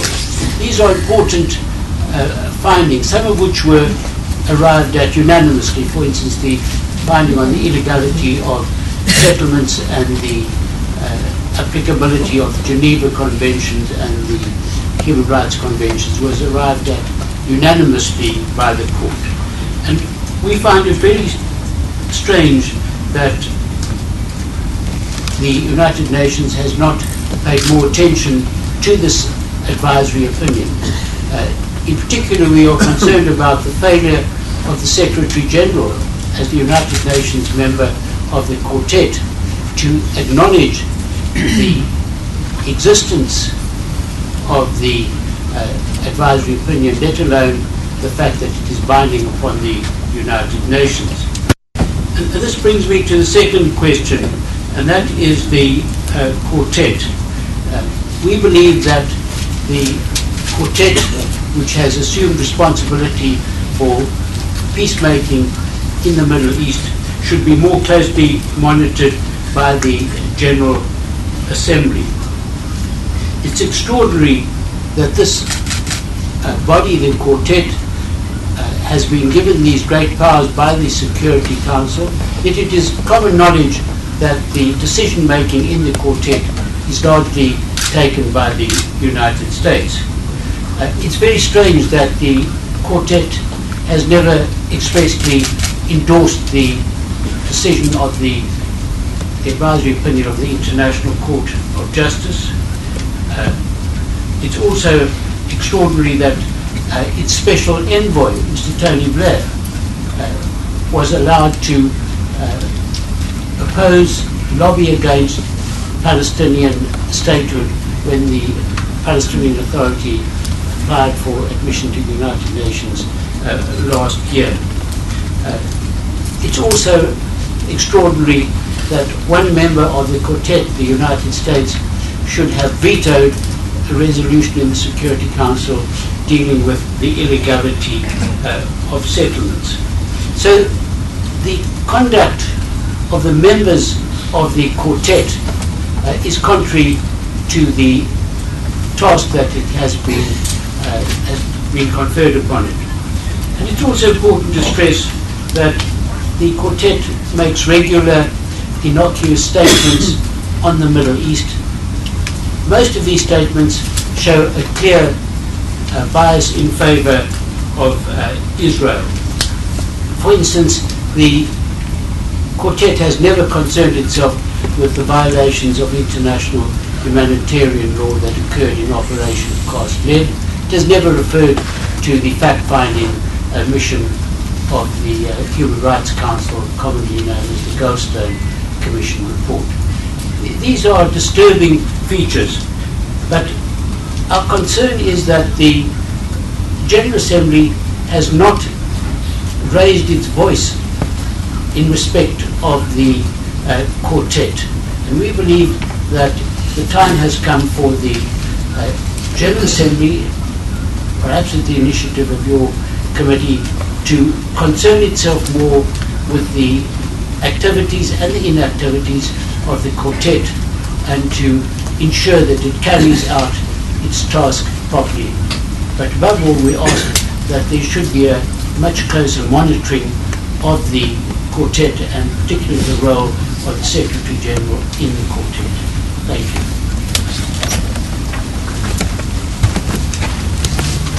Je remercie M. John Burger, spécialement pour la perspective bien particulière qu'il a bien voulu apporter à la question du processus politique de son enlisement, en posant la question pertinente des activités, des activités, comme il le dit, du quartet.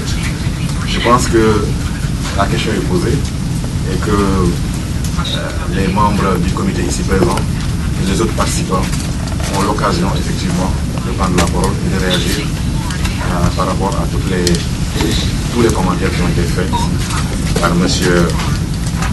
Mansfield, M. Herzog et M. Delan. La parole est ouverte.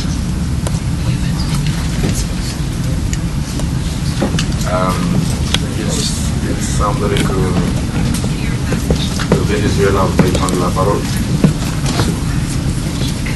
L'ambassadeur Mansour aussi. Donc, Venezuela pour l'instant. Vous avez la parole. Président, muchísimas gracias por la oportunidad de escuchar el día de hoy el jurado del Tribunal Rosa sobre Palestina. Quiero, en nombre del comité, darle la bienvenida a los miembros del tribunal que hoy nos visitan. Y una vez revisado las consideraciones del resumen ejecutivo sobre los trabajos del comité, me gustaría reafirmar, como Venezuela siempre lo ha hecho, que compartimos totalmente esas conclusiones. Venezuela ha expresado en diversos foros de Naciones Unidas la idea de que la impunidad de Israel frente al conflicto palestino ha debilitado siempre no solamente el proceso de paz, sino que ha debilitado también la legitimidad y la legalidad en el seno de las Naciones Unidas, sobre todo la legitimidad de las Naciones Unidas y la manera como las Naciones Unidas es percibida en el mundo. Hay sin duda una percepción generalizada de que la comunidad internacional ha fallado en producir las condiciones que promuevan una paz sustantiva, sostenible además, y justa en el Medio Oriente. Ahora, una vez que revisamos las conclusiones de este resumen ejecutivo, y oímos sobre las propuestas sobre cómo hacer que las Naciones Unidas cumplan con su papel en el caso de la impunidad de Israel. Pues creo que para todos los miembros de Naciones Unidas, para los miembros de este comité al menos, es evidente que esas precondiciones que tendrían que cumplirse para que Naciones Unidas cumplieran esa obligación son difíciles de alcanzar.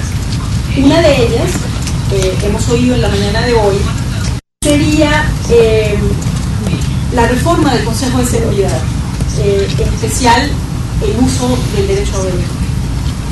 Todos aquí sabemos que el proceso de reforma del Consejo de Seguridad es un proceso que lleva ya más de 18 años, sin que hayamos avanzado verdaderamente en él. Parecería pues que el señor Stefan Gesell tiene toda la razón cuando nos recuerda que las Naciones Unidas son una organización intergubernamental y como tal reflejan más la voluntad de los gobiernos que de los pueblos. Parecería también que esta situación refleja un déficit global de democracia en el mundo. Y a lo mejor es muy doloroso decirlo así, pero es válido entonces pensar que el fin del conflicto palestino está irremediablemente atado con un cambio de las condiciones políticas globales que pudieran permitir al fin que sea la agenda de los pueblos la que cuente en el seno de las instituciones de los organismos internacionales. Es muy difícil, pero parecería entonces que las dos cuestiones están atadas. Tendría que haber un verdadero reflejo de la agenda de los pueblos en el seno de un organismo como Naciones Unidas para que la lucha por la paz en el Medio Oriente y por el arreglo del conflicto palestino pudiera progresar. Son comentarios generales por ahora, pero por supuesto es una idea que lanza la cosa. Muchísimas gracias.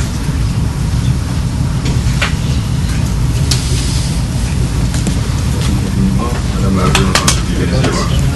Maintenant, j'ai le plaisir de donner la parole à la mademoiselle Mansour, chef rapporteur permanent de la Palestine. Excellente, vous avez la parole. Thank you, Mr. Chairman. Mr. Chairman, allow me to repeat what I think many of the words that were delivered to us by the three distinguished speakers are words of wisdom, and they are also shared by many of us here in the UN system, including, for example, the fact that the quartet is approaching the moment of expiration. If it is not in a position to implement some of its articulation, including the roadmap, then it is losing its effectiveness and it is losing the justification for the continuation of its presence. With regard to impunity, we know that Israel is getting away with murder with regard to all of the violations committed and the crimes committed against our people under occupation. We know that the Security Council is refusing to act with firmness and resorting to Chapter 7 in order to bring Israel into compliance with the provisions of international law and its obligation under international humanitarian and human rights law. And because of this lack of political will by the Security Council to act, Israel is getting away with all these violations. We hear from everyone in the UN that there is global consensus in saying that settlements are illegal and violations of international law, but all these articulations by everyone unanimously in the UN system are not being followed by consequences if Israel is not brought into compliance with such obligation. So you put yourself in the place of Israel. If all of us say the right things and there are no consequences, and Israel continues to do the wrong thing and there are no consequences, then what is the motivation for Israel to change its behavior? Therefore, I believe, which is unfortunate, that the entire international community with its might, whether in the General Assembly or in the Security Council, and you add to it the ICJ, are not taking the appropriate steps to bring Israel into compliance. You are pushing the Palestinian people, who are the most vulnerable, who live under occupation, to try to take steps on their hands where the international community in total is refusing to take. And if you want, frankly speaking, why we are seeking an enhancement of our status in the General Assembly or membership through the Security Council, is precisely because we want to send a very strong practical message to Israel. If you do not comply with your obligation through this step, then we will be forced to follow it with the following step of going to the ICC. Because if all of you are not mastering political will to stop Israel from continuing to violate the law, you are putting us in a position to take these steps in our hand, although we are being resisted and people are standing in our way, and you know exactly which parties that I'm referring to. But if there is no way except this way, I believe that the Palestinian people and their leadership will be forced to take that step. If you have anyone, you have any other way to open the door for us in order to bring Israel into compliance with international law and their obligation, please show us the way. But if there are no ways except the way of the Palestinian people, as we did when we unleashed the first Intifada and we almost brought Israel into its knees, I think it is our destiny that we might take these steps because nobody else is producing the sufficient political will to do so. Of course, we appreciate immensely the work of non-governmental organizations and civil societies and expert and distinguished person like you, your heart is in the right place in supporting justice and the struggle of the Palestinian people. You give us strength to continue the struggle, to put an end to occupation, and to acquire acquire our independence and to join the community of nations. I think your efforts would give our people, for example, in the village of Ni'alin and Bilain, to continue fighting their civil fight and civil disobedience and peaceful resistance to occupation. And I hope that we have hundreds and hundreds of Ni'alin and Bilain so that we can accumulate all these struggles by the different segments of the Palestinian people under occupation, along with your struggle and support to us, and along with the support of everyone, including in the UN system, to accomplish the lofty task of ending this occupation which lasted longer than it should have. For 45 years, enough is enough. This is the time for ending occupation and allowing the Palestinian people to become independent. You give us strength. We thank you for your effort, and we are marching with you towards the same objective. Thank you very much, Mr. Chairman.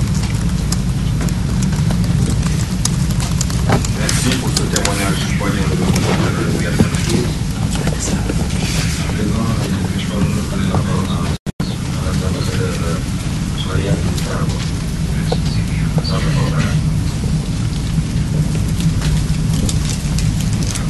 Muchas gracias, señor presidente. Antes que nada, quiero agradecer a los miembros del Tribunal Process por estar aquí con nosotros este día. Lo recibimos con nuestros brazos y nuestros corazones abiertos, porque tenemos esperanza que todavía hay gente como ustedes en el mundo. Y queremos decirles que compartimos totalmente sus conclusiones y sus deliberaciones que han tenido en estos 2 días. Comparto también como país y como persona que lucha por la causa palestina lo que han dicho aquí en relación al cuarteto y al rol de algunos de sus miembros. Nicaragua, como ustedes saben, es un país amante de la paz, es uno de los países que ha recurrido con más frecuencia a la Corte Internacional de Justicia. Tratamos de resolver todas nuestras disputas y problemas a través de medios pacíficos y creemos que las opiniones de la Corte Internacional de Justicia deben ser respetadas. Tenemos que hacer algo, no podemos caer en la impunidad, porque nosotros mismos le estamos dando un golpe en la espalda a la Corte Internacional de Justicia si nosotros no actuamos. El problema de Palestina es un problema que es la responsabilidad de Naciones Unidas. Dijimos que creamos 2 estados y solo hemos dado un solo estado, y esto no puede seguir. Es cierto que en el Consejo de Seguridad se nos hace difícil, pero nosotros en la Asamblea General sí tenemos apoyo. La Asamblea General es lo más cercano a una asamblea de los pueblos, a nosotros los pueblos. Y yo creo que nosotros como miembros del comité y trabajando con nuestro amigo Riyad, podemos volver a traer a la luz la opinión de la Corte Internacional de Justicia y traerla de nuevo ante la Asamblea. Ahorita que se han cumplido 4 años de ella, creo que es el momento en que nosotros volvamos a traer esto a la Asamblea General. Es difícil, como bien lo decía Riyad, lograr que Israel cumpla, y otros miembros permanentes de seguridad del Consejo de Seguridad, que son los que están detrás de Israel, y por eso es que Israel no cumple. Pero nunca debemos despejar y siempre tenemos que hacer un último esfuerzo, y este esfuerzo debe ir acompañado con la lucha interna que puede hacer el pueblo palestino, manifestándose en los foros, en todos los lugares, porque la lucha internacional siempre tiene que ir acompañada con la lucha interna. Esa es la experiencia que tuvo Nicaragua, y así pudimos nosotros liberarnos de la tiranía que nos liberamos. Pueden contar con todo el apoyo de nosotros, y sabemos que nuestro presidente va a circular lo que se le ha pedido, el sumario, y vamos a tratar de ver en qué podemos avanzar esta causa palestina. Muchas gracias, señor presidente. La continuidad de la integración en nuestra región. Yo agradezco a los miembros del Tribunal ruso por su presencia en la mañana de hoy. Lo que dijo el señor Mansfield, el señor Hesse y el señor Lula demuestra la importancia del trabajo que desarrolla nuestro país, y pone de manifiesto la necesidad de que nos continuemos empleando a fondo en la diseminación, en que haya un mayor conocimiento de los derechos inalienables del pueblo palestino. Eso es lo que interpreto del punto 1 de las conclusiones recogidas en el párrafo 18 del resumen ejecutivo que nos han presentado. Y en esa labor también está involucrado el Comité Ministerial del Movimiento de sobre Palestina, como demostró su reciente reunión a nivel ministerial en la Cumbre de los Países No Alineados de Teherán. Igualmente, yo coincido con lo que dijo la distinguida representante de Venezuela y la distinguida representante de Nicaragua sobre la importancia del punto 4 del párrafo 18 de las conclusiones.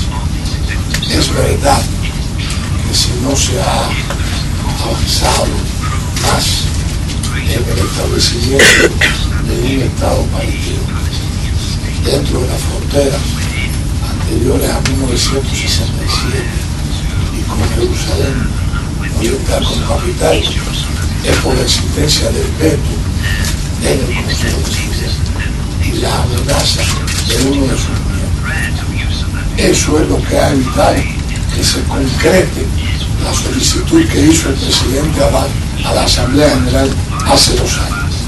Creo que también es parte de los miembros de nuestro comité de manera individual trabajar por la reforma de Naciones Unidas que implica la democratización del Consejo de Seguridad, la eliminación del veto y el fortalecimiento de la Asamblea General. Yo agradezco nuevamente a los miembros del Tribunal ruso y les reitero el compromiso de Cuba como miembro de este comité y del comité en continuar trabajando hacia la consecución del objetivo que tenemos propuesto. Muchas gracias, presidente. The Excellence also gives us the encouragement and the energy to promote the Palestinian cause. We need justice for the Palestinian people. We need rule of law, and we have to take proper action with regard to these findings, this executive summary, and the full report, which I do believe will be produced within 1 month time. And we have to bring this report to the attention of the General Assembly. It has to be debated orally, and it has to be known by wider membership. I think this report these findings are important, comprehensive, and they are also meaningful. And I do believe that this contribution on the part of Russell Tribunal to the work of the UN. Thank you.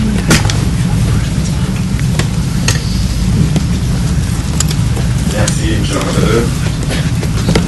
Excellences, Mesdames et Messieurs, la présidence a toujours le mauvais rôle dans ce genre d'exercice.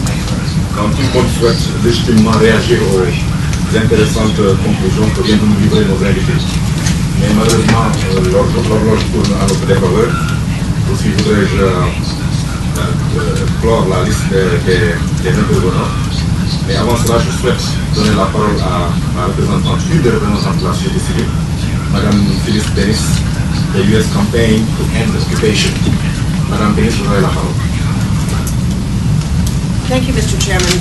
I am an expert witness with the Russell Tribunal and not one of the jurors. But as you know, I have worked for a long time with this committee and greatly respected and appreciated the work of the committee and its partnership with civil society in our work in support of human rights and Palestinian rights in particular. You know, Mr. Chairman, that civil society acts in these scenarios when governments and the United Nations has failed to implement their mandates, in this case to end Israeli occupation, to end Israeli apartheid, to end Israeli denials of international law and human rights. And in this context, I would like to challenge the committee, if you will, to partner with civil society to make good on these long unmet obligations. The committee is a committee of the General Assembly. So I would urge the Bureau and the committee as a whole to take seriously the need to lead the General Assembly as a whole, the most democratic component of the United Nations, in reinvigorating its long-standing commitments to these questions. In particular, I reference the General Assembly resolutions of 1982 and 1983. I'm sorry I don't have the resolution number in front of me. I can provide it later, which were taken in response to Israeli aggression of that period, decades ago, when the General Assembly, reflecting the work of the international movement against apartheid in South Africa, called for boycotts and divestment from Israeli companies, and most specifically for an arms embargo. When we look at the Middle East today, we see an over-armed region, a region with one nuclear weapons state, which is not acknowledged or under any UN observation. And we see the UN not responding to that arms glut in the region that is so destabilizing.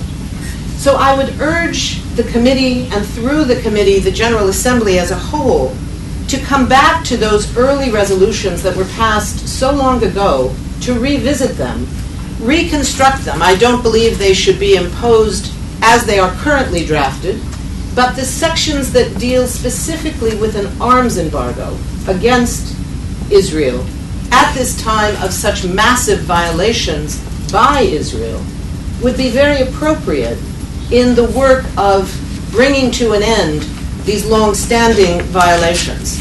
As you know, Mr. Chairman, the international civil society has come together in a global campaign at the urging of Palestinian civil society known as BDS, Boycott, Divestment, and Sanctions. One aspect of that is, of course, sanctions that states can bring to bear when they cut off arms sales, for example. Some states have already moved towards limiting their arms trade with Israel. I would urge the committee and the General Assembly as a whole to be part of that global partnership with civil society to urge and to demand and to pass a resolution calling for a complete cutoff of the current arms trade with Israel, the occupying power. Thank you, Mr. Chairman.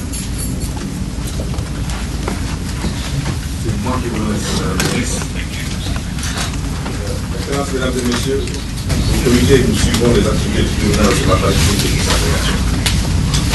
Et nous avons parrainé la participation de plusieurs experts palestiniens à ces diverses sessions. Par ma voix, le comité voudrait saluer le ferme engagement du tribunal d'Israël, puissance occupante, juridiquement responsable d'une série de violations du droit international communes contre le peuple palestinien. Nous attendons avec beaucoup d'intérêt de poursuivre cette coopération en vue de réaliser notre objectif commun, qui est de faire en sorte que justice soit rendue au peuple palestinien. Encore une fois, je voudrais remercier les membres du jury d'être venus vers nous partager les conclusions de leur session si fructueuse. À présent, nous allons passer au dernier point de l'ordre du jour, intitulé questions diverses. Avant de donner la parole aux délégations qui souhaitent intervenir pour utiliser ce point, permettez-moi de faire les annonces suivantes concernant les activités à venir du comité. Le 4 octobre dernier, une session d'information pour le personnel des missions permanentes des pays membres et observateurs du comité a été organisée par la division des droits des Palestiniens. Cette initiative de la division a été très appréciée par les nouveaux diplomates qui suivent la question de Palestine au sein de leur mission. Également, le secrétariat du comité informera en temps venu tous les membres observateurs du comité de la date et du lieu de la prochaine session du comité, au cours de laquelle nous examinerons et approuvons 4 projets de résolution qui seront présentés à l'Assemblée générale au titre du point 37 de l'ordre du jour, intitulé Question de Palestine. Nous vous informons également que la réunion spéciale organisée à l'occasion de la célébration de la Journée internationale de solidarité avec le peuple palestinien se tiendra le jeudi 29 novembre 2012 dans la salle de conférence 4 dans ce bâtiment. Et elle aura lieu de 10h à 13h. Les invitations à participer à cette réunion ont déjà été adressées à tous les États membres et observateurs. Compte tenu de l'importance particulière qui s'attache à cette manifestation annuelle et conformément à la pratique établie, depuis tous les États membres et observateurs du comité à se faire représenter à cette réunion au niveau des ambassadeurs. L'examen par l'Assemblée générale du point 37 de l'ordre du jour, question de Palestine, commencera l'après-midi du même jour, c'est-à-dire le 29 novembre. Enfin, le 29 novembre, à 18h, dans la salle des pas perdus du bâtiment de l'Assemblée générale, le comité, en coopération avec la mission permanente d'observation de la Palestine, inaugurera une exposition culturelle palestinienne qui sera suivie d'une réception à laquelle vous êtes cordialement invités. Maintenant, s'il y a une délégation qui souhaite prendre la parole pour des questions diverses, je suis prêt à partager avec nous deux conclusions. Et comme je l'ai dit dans notre présentation, nous sommes disposés à travailler avec, bien entendu, à dupliquer vos conclusions à toutes les instances des Nations Unies et au-delà, pour justement la cause palestinienne puisse trouver une solution faisable. Mesdames et messieurs, sur ces mots, je voudrais lever la séance. Merci d'être là.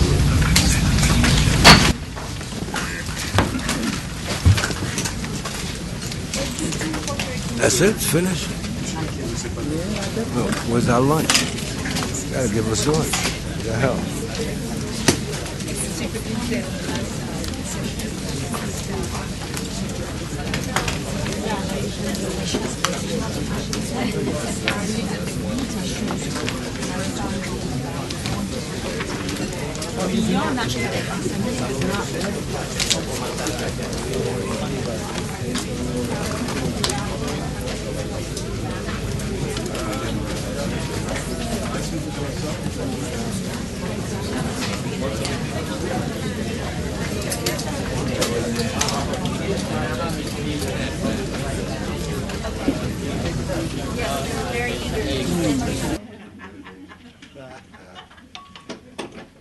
It is of such great importance for what we all are trying to achieve that the media should carry the message.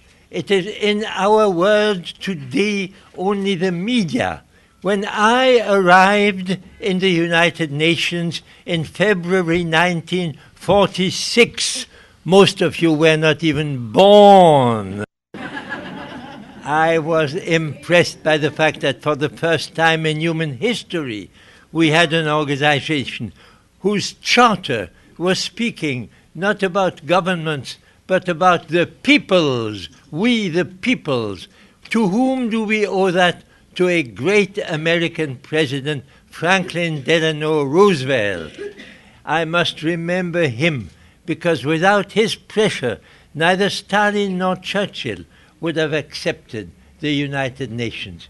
We have had it now for over 60 years, and it is essential that it should perform what it has been asked to perform and what it has been built for, particularly the absolute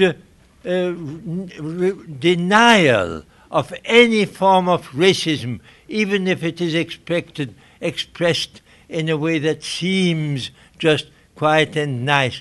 But we don't want that, and we have to be sure that we will be able to transmit a message that will go beyond New York, beyond the United States, all over the world, because what happens in Palestine and what is the measure of our complete discontent and incredible shame must change. Things make it possible that it should change, and I want all of you to be partners in an effort that we, the jury, have been carrying during the third and the fourth session, and that message must now go through. Thank you for being here. All my congratulations to all the members of our jury and to the press and the media. Be brave.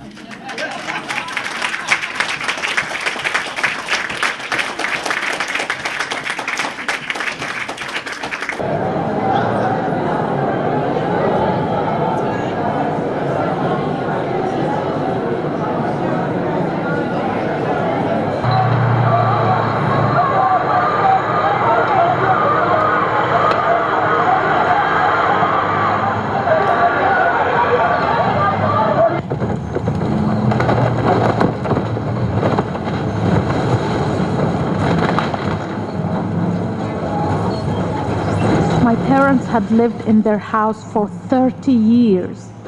Every record, every tangible memory of their lives was instantly wiped away.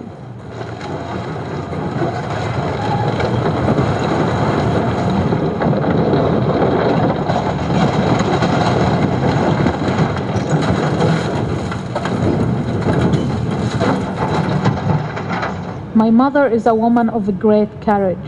As the bulldozer attacked, my mother ran into a neighbor's crumbling house and rescued a baby trapped inside. But when the bulldozer attacked our house, she fainted in the street.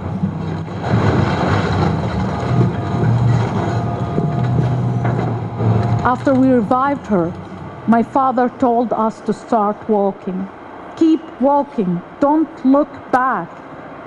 I think he feared that if our eyes took in this sight, our hearts would be filled with hate.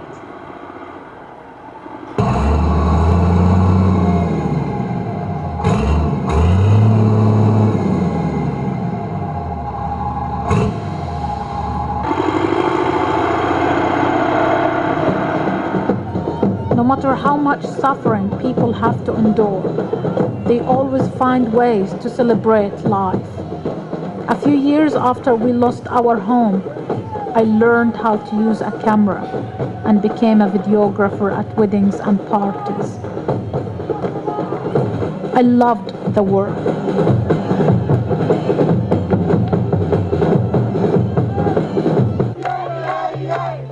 It meant a lot to me to be with young people my age.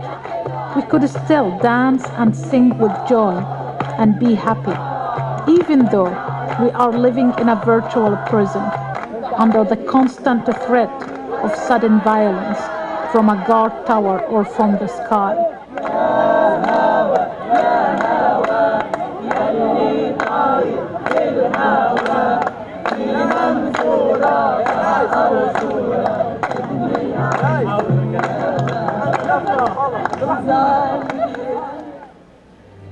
Palestine is such a small place, the heart of what Western geographers call the Middle East.